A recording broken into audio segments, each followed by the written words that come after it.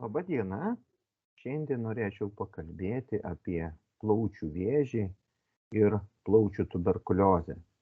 Tai yra apie tuos atvejus, kai ligoniui sergančiam plaučių vėžį diagnozuojama plaučių tuberkuliozė, ar atvirkščiai, kai jau ligonis serga plaučių tuberkuliozė ir jam diagnozuojamas plaučių vėžys, kokios galėtų tokių dviejų ligų buvimo galbūt priežastis truputėlis panagrinėti, toliau panagrinėti diagnostikos ypatumus, nes tokiais atvejais diagnozė ne visada yra lengva ir truputėlis aptarti apie gydymo šių dviejų ligų ypatumus. Jeigu kalbant apie literatūros duomenis, tai literatūros šią temą nėra labai daug ir matyt, tai viskas priklauso nuo epidemiologinės būtent plaučių tuberkuliozės situacijos tose šalyse. Todėl šalyse, kur plaučių tuberkuliozės paplitimas yra labai nedidelis, tai ir matyt, ir apie šitą problemą mažai kas kalba. Daugiau galbūt kalba tie, kurie, tos šalis, kur plaučių tuberkuliozės yra, paplitimas gan didelis. Tai tiesiog norėčiau pradėti nuo tam tikrų, manyčiau, svarbių teiginių. Tai viena, ką aš jau truputį minėjau, tai kad tuberkuliozės, plaučių tuberkuliozės ir plaučių vėžio dviejų ligų buvimas labai priklauso nuo epidemiologinės tuberkuliozės situacijos tose šalyse. Ir tai yra svarbesnė problema šalyse, kuriuose yra endeminiai tuberkuliozės židiniai. Ir yra žinoma, kad anksčiau buvusi tuberkuliozė, tai yra žmogus, jeigu anamnezė yra sirgęs tuberkuliozė, tai jam išlieka didesnė rizika eigoje atsirasti plaučių vėžiui. Ir iš tikrųjų, jeigu tai yra įtarimas tuberkuliozės ir plaučių vėžis, tai reikalingas ne tik klinikinis patvirtinimas, bet radiologinis ir taip pat tuberkuliozės yra labai svarbu mikrobiologinis patvirtinimas. Kodėl? Todėl, kad šiuo atveju vien tik morfologinio tyrimo nepakanka, nes jeigu histologiniam tyrimė yra nustatomos granulomos, tai yra randamas granulominis uždegimas, tarkime, po plaučių vėžio, sakykime, netgi rezekcijos, tai reikėtų pagalvoti apie tuberkuliozę, tačiau tai nėra tuberkuliozę patvirtinantis tyrimas granulomų radimas, nes tai gali būti tiesiog su vėžiu ar kita neoplazija susietas organizmo tokia reakcija į granulominį uždegimu ir nieko gali būti bendro neturėti su tuberkulioze. Todėl tokiais atvejais yra labai svarbus mikrobiologiniai tyrimai ir tuberkuliozės mikobakterijų radimas įvairiais metodais, ir tuo pačiu tuberkuliozės patvirtinimas. Ir kaip truputį jau užsiminiau, kad gydymas tiek tuberkuliozės, tiek ypač išplitusio vėžio, kai yra sisteminis vėžys, gali šiek tiek keistis pati gydymo taktika, tarkim priklausomai dėl kiek tuberkuliozė plaučiuose yra išplitusi, ar tai yra ligonis vadinamas sergantis atvira plaučių tuberkuliozė, tai yra išskiriantis rūgštims atsparias bakterijas, priklausomai nuo plaučių vėžio išplitimo, galiausiai nuo plaučių vėžio stadijos, tai ta gydymo taktika kiekvienu atveju gali truputėlį skirtis. Ir tiesiog noriu parodyti vieną iš epidemiologinių kohortinį tyrimą. Čia matote, gan didelis skaičiai yra ligonių, tai yra ligoniai sergantis vėžių, įvairios lokalizacijos vėžių. Ir toliau trečiam stulpelyje matote, kiek kartu nustatyta šitiems ligoniams sergantiems vėžių ir tuberkuliozės atveju. Tai pirmiausia, jeigu mes pasižiūrėtumėm, ar pagal amžių galima kažką tais išskirti, tai matot, kad tuberkuliozės atvejų skaičius daugmaž pagal amžių visada yra daugmaž panašus. Taip, tai yra ir iki 50 ligonių, ir truputį vyresni, ir pagal tą kriterijų nelabai galima atskirti. Bent šitam tyrimė dažniau pastebėtas yra dalykas, kad dažniau šitos dvi ligos buvo nustatomos moterims. Ir toliau, jeigu pasižiūrėtumėm, koks buvo dažnis įvairių, sakykime, vėžių atveju, tai šiuo atveju ne atvejų gal skaičių reikėtų pasižiūrėti, bet, sakykime, dažnį, tai galėtų būti per 1000 pacientų per 1 metus. Ir šiuo atveju mes matom, kad didžiausia rizika būtų pirmoji vietoje, tai yra plaučių vėžio atveju didžiausia rizika ir plaučių tuberkuliozės koinfekcijos. Toliau pagal dažnį būtų tikriausiai hematogeniniai navikai, tai hemopoetiniai, matote, ir limfomas. Po to jau būtų virškinamo trakto ir šlapimo takų, sakykime, jau mažiau truputėlis, bet plaučių vėžys, kaip matote, yra dažniausia ta situacija, kai plaučių vėžys ir tuberkuliozė savotiškai dvi ligos kartu. Ir jeigu pasižiūrėtumėm pagal išplitimą, tai vėlgi dažnesnė situacija yra, matote, tolimosios, kai yra metastazės, tai yra dažniau vis dėlto jau išplitusios ligos atveju žmonėms nustatoma tuo pačiu ir tuberkuliozė.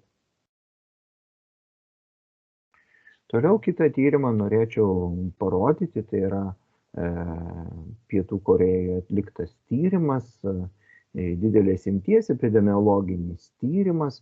Matote, jame dalyvavo daugiau kaip 20 000 dalyvių ir tam tyrime virš 2600 patvirtinta vėžio, plaučių vėžio ir tuberkuliozės atveju, tai sudarė apie 13% visų atvejų. Ir kas buvo pasižiūrėta, ogi tai, kad didžioji dalis tos tuberkuliozės buvo, kabutėse, sena tuberkuliozė, tai yra persirgta tuberkuliozė, kai matome, buvo seni radiologiniai pokyčiai.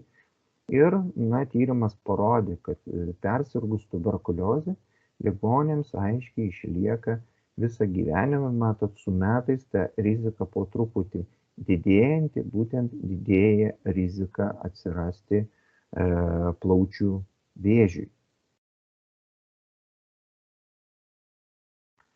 Ir vėlgi mes, jeigu pasižiūrėtumėm tų ligonių šiek tiek, sakykime, duomenis, tai matote, ta sena tuberkuliozė, tai kažkadaise sirgta tuberkuliozė. Ir šitam tyrimė, jeigu pasižiūrėtumėm truputėlis, dažnį ligonių, sakykime,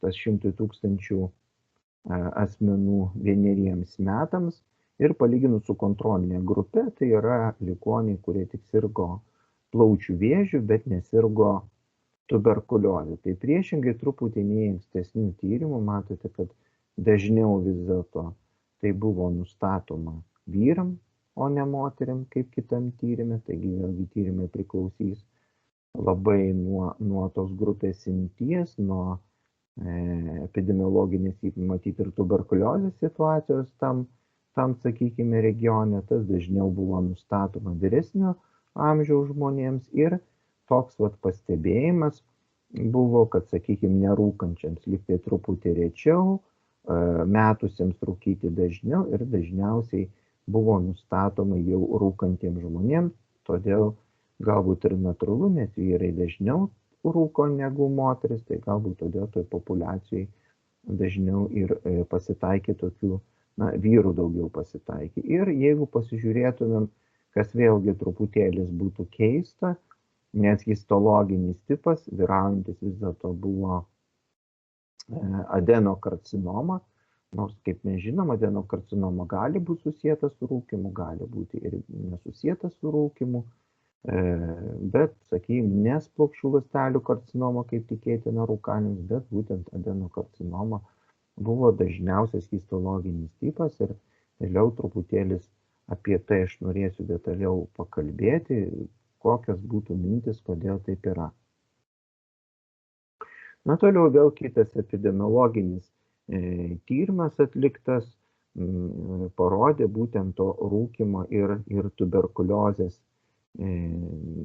sergantiems vėžių riziką. Žinome, kad rūkymas tai yra plaučių vėžio rizikos veiksnys, bet jeigu pasižiūrėtumėm ligonių, sakykime, štai tuberkuliozė A, kur raidelė pažymėta, tuberkuliozė plus ir niekados nerūkęs, koks yra šansų santykis, kad jiem bus vyrams vėžys, matot. Toliau, jeigu jisai metais rūkė, tai yra didesnis šansas. Jeigu jisai rūko iki 9 cigarečių per dieną, dar didesnis, iki 19 dar didesnis. Na ir didžiausia rizika, matot, yra ligoniam. Beveik 6 kartus padidėja ta rizika. Tai yra būtent rūkantiems ligoniams, sirgusiems kažkadaise tuberkuliozę, jiem yra didžiausia plaučių vėžio rizika ir viršuje matote palyginimui pažymėta ligoniai, kurie neserga tuberkuliozę. Tai matom, kad pati tuberkuliozė taip pat didina plaučių vėžio riziką. Moterims galbūt irgi panaši tendencija, bet galbūt nėra tokia, sakykime, labai ryški, nors aiškiai matosi tos ligonės, kurios intensyviai rūko, mato, ta rizika, aišku, yra irgi gerokai didesnė. Lygiai tas pats pasakyta ir apie ligonio mirštamumą, tai yra ligoniai, kurie serga tuberkuliozė, rūko ir atsirado, reiškia, vėžys įsivystė, jų išgyvenamumas yra gerokai trumpesnis, palyginus su tais ligoniais, kurie nesirgė tuberkuliozę, ir ypač tie, kurie nerūko. Lygiai tas pats, mato, tokios pačios tendencijos yra ir moterims. Na ir toliau vėlgi tam pačiam tyrimui, jis beje irgi atliktas Korėjoje, matote, tyrimas didelis, tai galime pasižiūrėti tas tuberkuliozė, tai anksčiau sirgta tuberkuliozė, užrašyta jas, reiškia taip, ir toliau galim pasižiūrėti jau čia bendrą sergamumą, jau neatsižvelgiant galbūt ir į rūkymo, sakykime, intensyvumą, tai matote, rūkantis pati apatinė eilutė, tai jiem rizika, kad atsiras vėžys, maždaug 4 kartus yra didesnė, kad jie trumpiau gyvens, tai yra mirs 4,7 karto didesnė vyram, o moterim, jeigu pasižiūrėtum, rizika yra dar didesnė plaučių vėžio, tai yra 5,3 karto didėja ir kad jinai numirs palyginus su tais ligoniais, kurie, sakykime, neserga tuberkuliozę ir nerūko, yra šansas 6,4 karto didesnis. Dar kartą galime pasižiūrėti kito tyrimo, čia tiesiog apibendrinantis duomenys, labai aiškiai matosi, tai tie ligoniai sąsaja su rūkymu yra akivaizdi, sergantiems plaučių vėžio ir tuberkuliozė. Matot, dažnis koks yra ir mirštamumas, tai rūkantiems akivaizdžiai ir dažnis, ir mirštamumas tiek vyrams, ir ypač moterims, yra gerokai didesnis. Toliau kitas dalykas, tai toks pasirodė pastaraisiais metais pavieniai tokie straipsniai, pradžioj pasirodė kaip klinikinių tam tikrų tokių atvejų, vos ne kazuistinių atvejų pristatymas, tačiau tų atvejų po truputį vis daugiau atsiranda. Ir čia tiesiog šitame straipsnėje prašyti net, matote, 5 atvejai. Tai ligoniai, kurie buvo gydomi dėl plaučių vėžio imunoterapija arba dėl kitos lokalizacijos, sakykime, vėžio, jiem ilgainiui atsirado tuberkuliozė. Čia konkrečiai šitiem ligoniam jie visi sirgo plaučių vėžiu, matote, įvairios morfologijos, visi buvo gydyti imunoterapija, vaistai štai kiekvieno išvardinti, Na ir matote tuberkuliozė 3 ligoniams iš 5 dinamikoje atsirado plaučių tuberkuliozė, vienam ligoniui matote sąnarių, kelio sąnarių tuberkuliozė buvo patvirtinta ir vienam ligoniui kaklo ir tarpuplaučio limfmazgių tuberkuliozė. Na ir kitą gydymą bazinį jūs taip pat apačioje matote. Tai šitas klausimas kol kas ir išlieka toks nelabai aiškus ir neatsakytas. Tai matyti yra labai aktualu tose regionuose, kur sergamumas tuberkuliozė yra gan didelis. Ir jeigu mes pasižiūrėtumėm du dalykus, tai va tas interferono gama išsiskyrimo testas, nu tai atitinka ant tų mėginių. Tai matote, iš 5 atvejų 3 ligonėms buvo teigiamas. Tai galima galvoti, kad galbūt jie buvo savotiška ta latentinė tuberkuliozės infekcija arba infekuoti kažkada ligoniai, bet 2 ligonėm prieš gydymą jisai buvo neigiamas. Reiškia, lyg tai kaip ir naujas visiškai atvejis galėtų būti šitiem ligonėm. Taigi imunoterapijos matyti rizika yra ir tai reikėtų atkreipti dėmesį, kadangi Lietuvoje sergamumas tuberkuliozė taip mažėjantis yra, bet dar išlieka vidutinio mes esame sergamumo tokioj zonoje. Matyti reikia turėti omeny, kad skiriant imunoterapiją taip pat galima štai ir šita infekcija, nors pats žodis imunoterapija, ir kai mes kalbam, kad imuninė sistema yra aktyvinama kovoti su vėžiu, bet iš kitos pusės galbūt gaunasi kažkoks tai dalykas, dėl ko jinai blogiau galbūt kovoja su kitom infekcijoms. Na ir toliau, dėl ko tas yra ryšys ir kaip bandoma aiškinti, tai yra jau vėl kitų tyrėjų išvados tokios yra, kad ligonėms sirgusiems plaučių tuberkuliozė yra tikrai didesnė plaučių vėžio atsiradimo rizika ir kai kurie tyrėjai nurodo, kad ta rizika yra didesnė net iki 11 kartų ir bando aiškinti 2 liktai mechanizmais, tai kad ligoniai, kurie sirgia tuberkuliozę plaučiuose lieka randai ir iš tų randų, taip kaip randinė tokia plaučių vėžio atsiradimo teorija, galėtų vėliau rastis plaučių vėžys dėl regeneracijos sutrikimo procesų ir dažniausiai tai iš tų vėžio histologinių formų būna adenokarcinoma. Kitas aiškinimas, kad galbūt yra tiems ligonėms labai didelė epiregulino sekrecija. Tai epiregulinas tai yra epidermio augimo faktoriaus receptoriaus ligandas, apie jį truputį kitose skaidrėse parodysiu.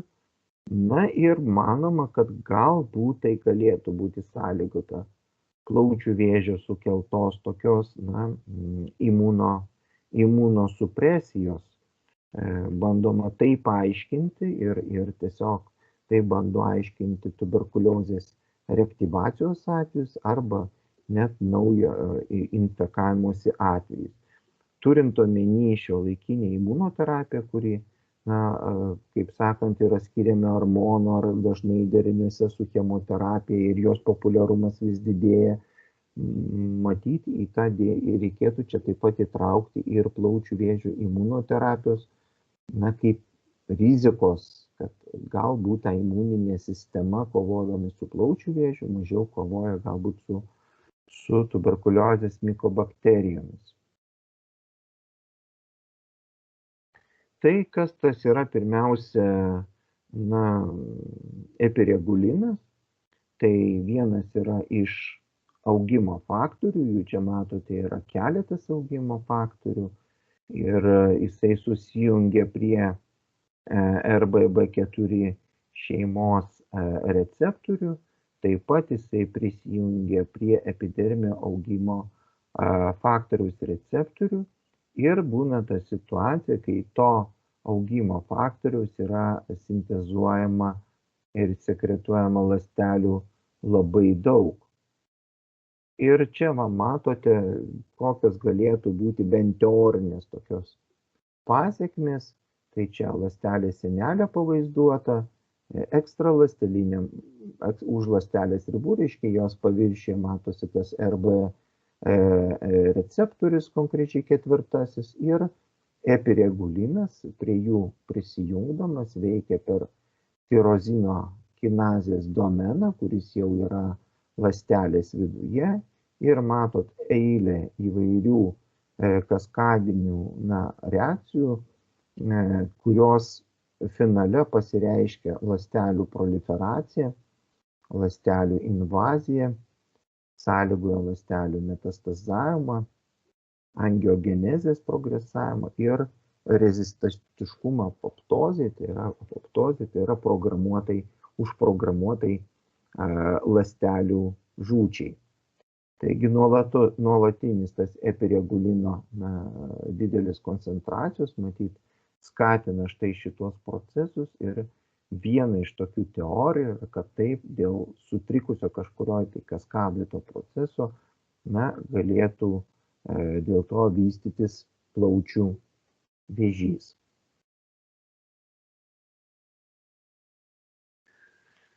Dabar dėl diagnostikos ir diferencinės diagnostikos. Čia tiesiog noriu priminti pagrindinius klinikinius simptomus plaučių tuberkuliozės. Ir tie simptomai, kaip matot, yra labai įvairūs, priklausys truputėlis nuo vėžio lokalizacijos, bet jeigu mes kalbam apie plaučių tuberkuliozę, tai tokie simptomai kaip kosulys, naktinis prakaitavimas, tai yra gali skrepliavimas būti, kraujo, sakykime, iškosimas ir kažkokie struktūriniai plaučių pokyčiai, dažniausiai nustatomi krūtinės ląstos rentgenogramu, rečiau galbūt skausmas krūtinėje, tačiau patys simptomai yra mažai specifiški, matot, net ir pavaizduota, kad pilka linija yra mažai specifiniai simptomai. Tie simptomai, aišku, gali būti priskiriami labai panašus ir, tarkim, plaučių vėžio sukeltiems simptomams, galbūt jau kiti požymiai, kai mes kalbame apie milijardinius kažkokius tai pokyčius, ar tai, sakykime, sąnarių kitų organų pažeidimas, gal jie truputį tik daugiau specifiškumo turi, bet net ir tas pats tuberkuliozinis, pavyzdžiui, pleuritas, skystis pleuros ertmėje būdingas ir plaučių vėžiui atsirasti, tai reikalinga, aišku, diferencinė diagnostika, ir vien iš klinikinių simptomų yra gan sunkoka bent jau įtarti, diagnozuoti ne taip jau paprasta, bet net ir įtarti ne visada yra taip lengva, nes simptomai gali tiesiog būti palaikomi arba tuberkuliozės simptomais, o kartais ir plaučių vėžio simptomais. Ir čia bandoma, matot, šitoj lentelėje kažkiek tai bandoma rasti tų kažkokių tai skirtumų, pasižiūrima į amžių, rūkymo galbūt, nors mes kaip pasižiūrėjom plaučių vėžys ir tuberkuliozė dažniau rūkantiems žmonėms būna, tai galbūt šitas simptomas mums mažiau padės. Svorio kritimas, jeigu tuberkuliozės tik atveju lėčiau krenta svoris, vėžio atveju liktai greičiau, bet vėlgi klausimas, kuriame etape jūs tą ligonį žiūrėsite. Lygiai taip pat kaip ir skausmas ar kiti požymiai, jie gali būti ir plaučių vėžio atveju, bet ir tuberkuliozės atveju. Dėl radiologinių pokyčių, taip mes liktai kaip ir žinom, kad plaučių tuberkuliozė liktai mėgsta plaučių viršūnės, nors čia nepažymėta liktai, kad plaučių vėžys kažkur tai kitur, bet vien tik tas pagal viršūnėse pokyčius spręs, kad tai galbūt tuberkuliozė ar netuberkuliozė, nelabai būtų tikslu, todėl kad taip plaučių vėžys galbūt taip pat mėgsta viršūnės ir yra taip kabutėse tariamai tokios vėžinės zonos, tarkim, trečias segmentas labiau liktai mėgstamas vėžio, liktai nugariniai segmentai, antras, šeštas, sakykime, segmentas labiau mėgstami liktai tuberkuliozės, bet, sakykime, tai yra gan tokie santykiniai tik tai dalykai, lygiai taip pat kaip ir atsirandančios ertmės kažkokiam tai pokytį ir infiltrate, tai ne visada turi būti tuberkuliozė, gali būti ir taip pat ir plaučių vėžių, ypač, pavyzdžiui, plokščialąstelinio plaučių vėžių mėgsta navikas iširti. Taigi vien tik pagal radiologinius pokyčius ar klinikinius pokyčius, praktiškai yra labai sudėtinga atskirti vieną ligą nuo kitos, todėl natūralu, kad reikalingi intervenciniai tyrimai. Tai kalbant apie vėžį, tai yra histologinis tyrimas patvirtinimų, kalbant apie tuberkuliozę, dažniausiai reikia paties sukėlėjo nustatymų, kaip aš jau minėjau pačioj pradžioj, vien tik morfologinio tyrimo, tai kad ten bus rastos granulomos ir, sakykime, ir vėžys, to nepakanka, nes tiesiog gali ta granulominė reakcija tiesiog į vėžį būti, o ne į tuberkuliozės mikobakterijas. Taigi mato, čia ir pleuros skysčio visa diferentinė diagnostika, ir limfmazgių, ir bronchoskopinių įvairių procedūrų reikia daryti. Tiesiog visas diagnostinis algoritmas turi šiuo atveju apimti tiek tuberkuliozės diagnostiką, tiek plaučių vėžio diagnostiką. Ir tiesiog noriu parodyti vieną tokį tyrimą, tai yra multicentrinis tyrimas. Jos metu iš tikrųjų tai buvo auditinis tyrimas, žiūrėjo pagal duomenis, ar atitinka tos diagnozės, kokios buvo užrašytos ligoniams. Ir čia matote štai virš 6000 tuberkuliozės atvejų.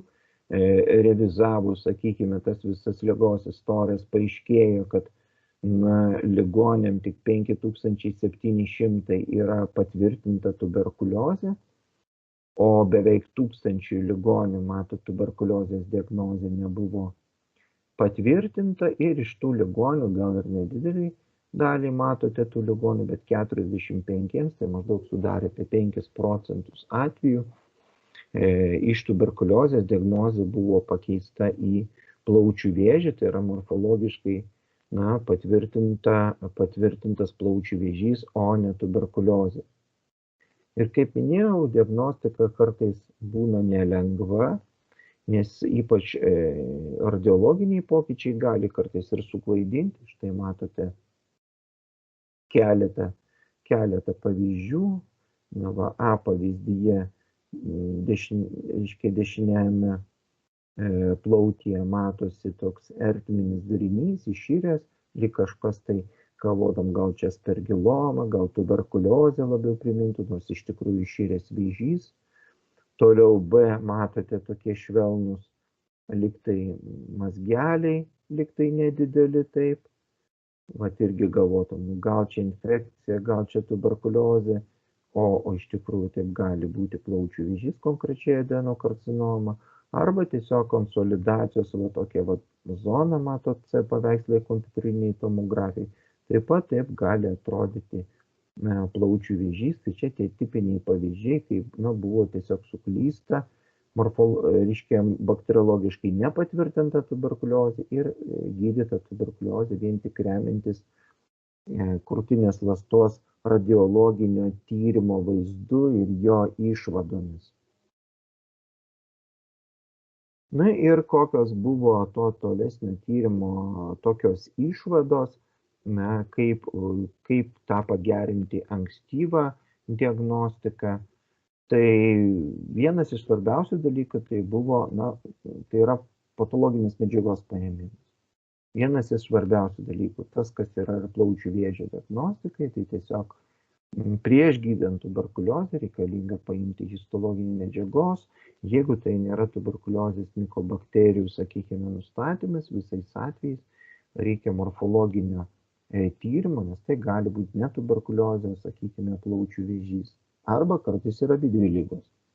Ir iš tokių kitų pokyčių, kas truputėlis, tai čia matote, jeigu iš apačios žiūrint, tai būtent tais atvejais reikėtų atkreipti dėmesį, kai kultūroje neišauga tuberkuliozės mikobakterijos, nerekomenduojama skirti tokiais atvejais empirinį gydymą, ypač jeigu pokyčiai yra didesni nei 1 centimetras ir tais atvejais, kaip liktai milijardiniai pokyčiai yra stebimi, tai tokiais atvejais tiesiog kartais yra sumaišoma miliarinė tuberkuliozė su metastazėmis plaučius.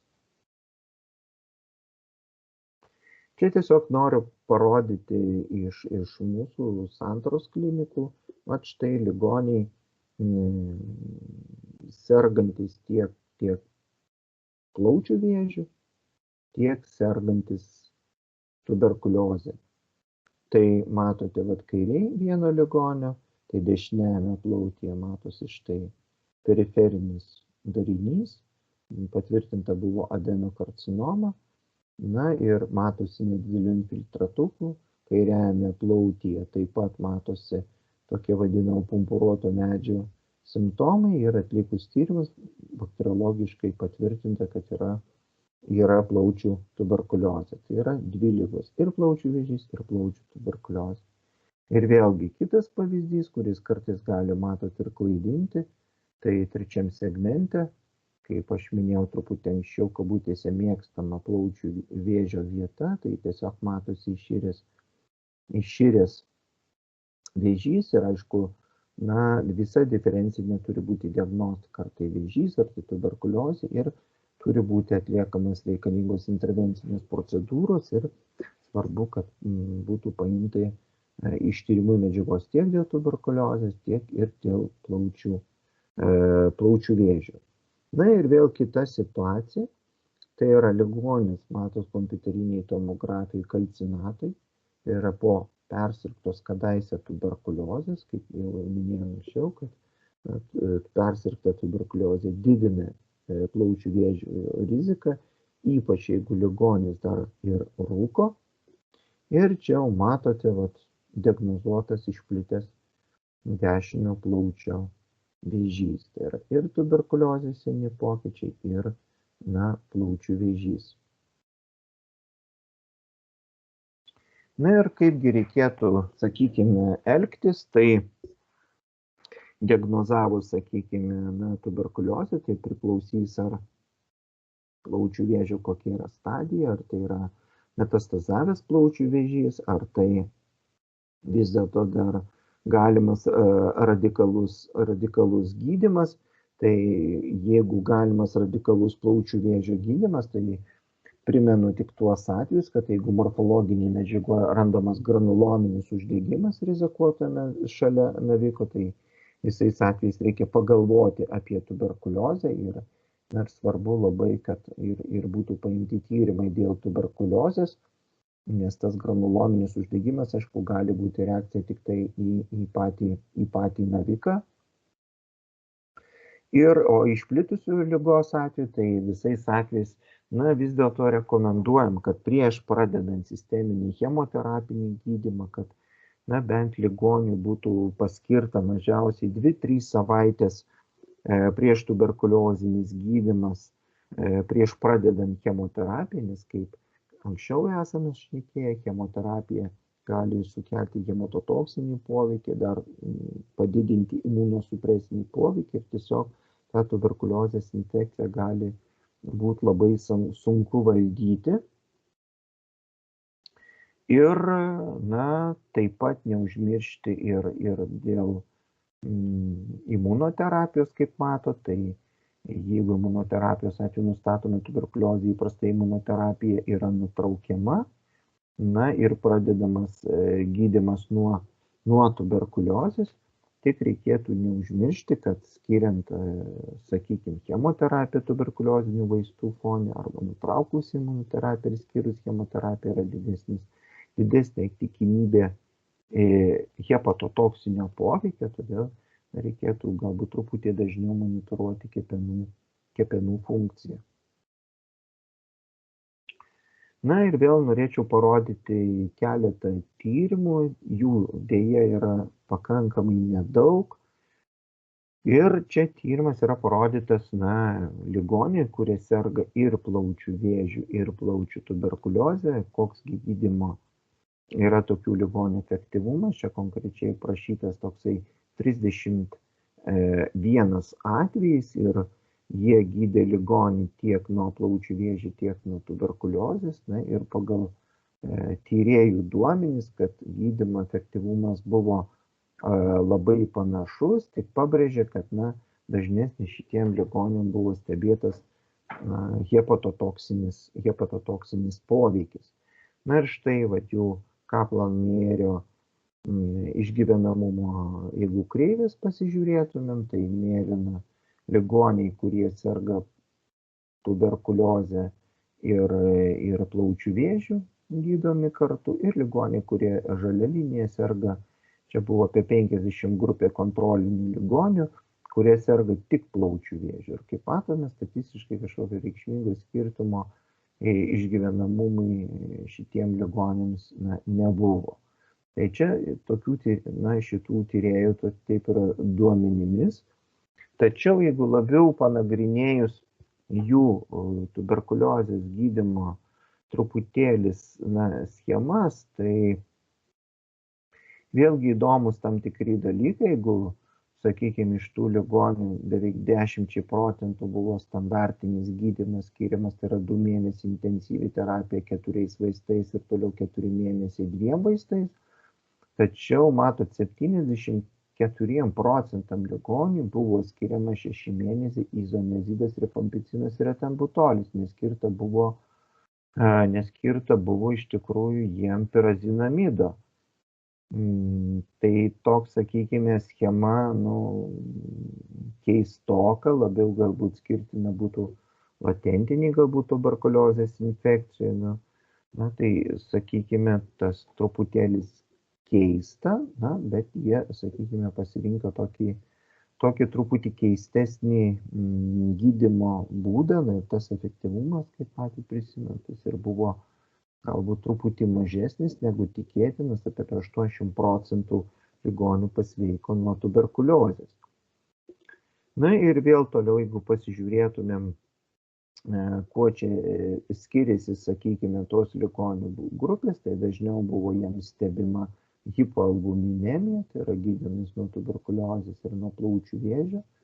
Tai suprantama dažniau, nes tai albuminai yra sintetinami kepenyse, tai šiek tiek buvo daugiau gal sutrikusi savotiškai sintetinė kepenų funkcija.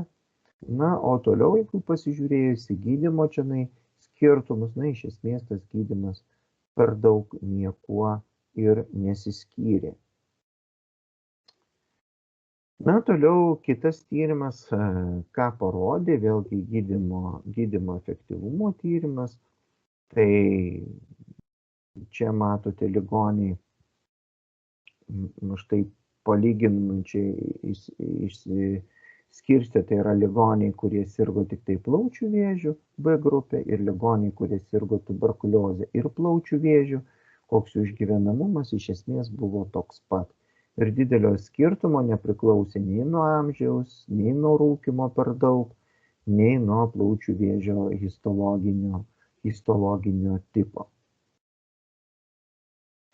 O kokie yra Lietuvos galbūt kažkokie duomenys, tai ką teko atrasti, tai profesoriaus Sauliaus Cicėno ir daktaro Vencevičiaus 2007 metais publikuotas straipsnis